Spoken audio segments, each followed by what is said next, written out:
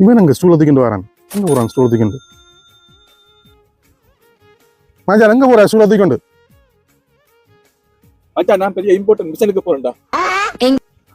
நின்று காதே என்ன மிஷனா? தமிழ்நாட்டுக்கு போறேன்டா. இப்போ ஒரு அலுவல் உண்டு.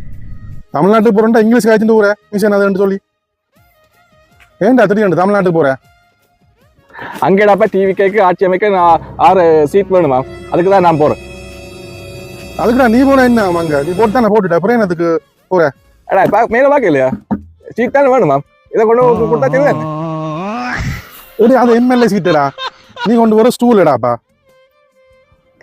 அது சீட்டா சீட் ஆடாப்பா, டீட்டெயிலா போகாத நீ. நான் போன ஆடாப்ப ப்ளஸ் சோல்ஃப் ஆகிடும்.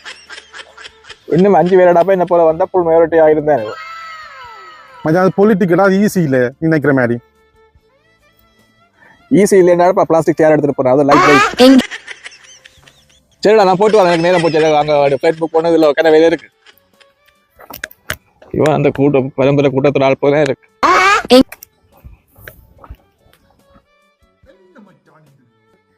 நான் தமிழ்நாட்டை சேவண்ட போறேன். இந்த அணில் யாரும் ஸ்டாப் பண்ணுங்கடாப்பா.